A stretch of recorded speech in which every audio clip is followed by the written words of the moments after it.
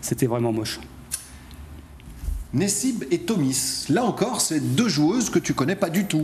On va voir ça en images, on va regarder quelques images de ces deux joueuses-là, ouais, des anciennes montpelliéraines, qui réussissent bien aujourd'hui sous le maillot de l'Olympique lyonnais.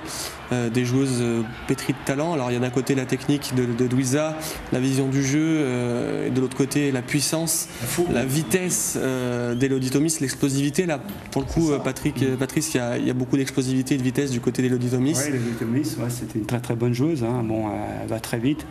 Est-ce qu'il ne faut pas un peu la canaliser? La canaliser, au contraire, la lâcher non, comme une faut artiste, la lâcher, il faut juste travailler un petit peu la finition, c'est-à-dire piquer le ballon, les intérieurs du pied. Tu vois, souvent il y a des entraîneurs qui vont essayer de mouler un petit peu le joueur à travers ses convictions, ses besoins par rapport au collectif et l'équipe. Et tu as d'autres entraîneurs, et on l'a très bien vu pendant la Coupe du Monde, lors des conférences de presse, quand on parlait de tel ou tel joueur, tu avais des entraîneurs qui disaient mais eux, faut pas leur casser les pieds, faut les lâcher, ils sont comme ça, autrement tu vas les castrer. Et parfois, quand on entend ici Claude Puel, on sent que Claude, il a besoin, et c'est son truc à lui, il a besoin justement d'avoir un collectif fort avec des règles bien précises pour chaque joueur, etc. Donc j'ai le sentiment, moi je suis pas entraîneur, hein, j'ai le sentiment qu'il y a deux écoles chez les coachs. Oui, peut-être, mais bon, autant je demande beaucoup de rigueur au niveau défensif, milieu de terrain aussi au niveau du remplacement, mais quand on arrive à 25-30 mètres du but adverse, là c'est la créativité. Une fille comme Tommy, ça va à 2000 à l'heure, il faut qu'elle prenne des espaces. Et là, il faut jouer avec ses qualités. Une fille comme Louisa va garder le ballon, elle va plutôt donner le dernier ballon. Moi je sais que la dernière année que j'ai faite à Montpellier, j'avais Louisa au milieu de terrain et j'avais Tomis. C'était extraordinaire. Il ne peut rien t'arriver. Non, on a battu Lyon encore après. Hein. Parce que grâce à ces deux filles, on marquait les buts, on mettait les ballons sur les côtés.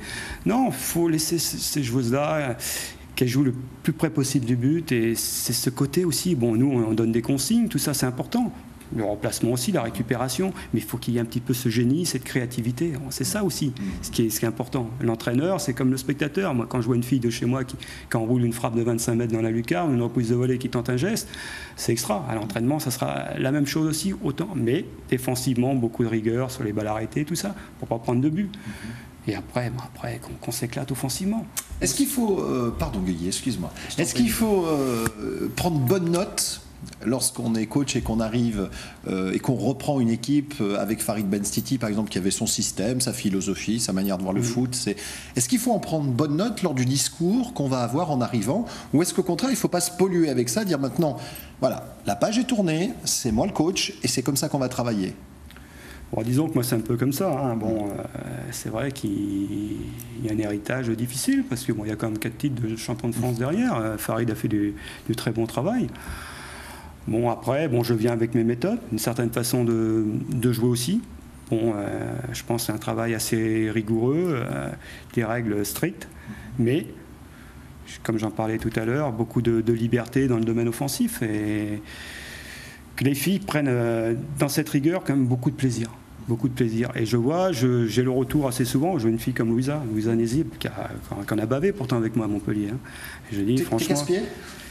Je suis dur par moment, je pense, parce que mais Louisa, dans l'effort, dans quoi? Oui. Mais tu es capable de descendre une joueuse parce qu'elle a, d'après toi, mis les pantoufles pendant une rencontre. Tu es capable de la prendre entre quatre yeux et lui dire. C'est arrivé, Louisa, c'est arrivé même ici à Lyon.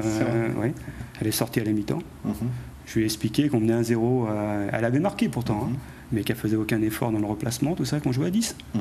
Mais elle m'en veut pas maintenant, parce qu'elle a compris qu'il faut faire ce travail de replacement. Je lui demande pas de tacler, de travailler comme une numéro 6, parce que je lui demande de mettre son talent, mais être très rigoureuse dans son replacement, ça c'est important. Pour aider l'équipe. Voilà, pareil, on défend tous ensemble, on attaque tous ensemble aussi.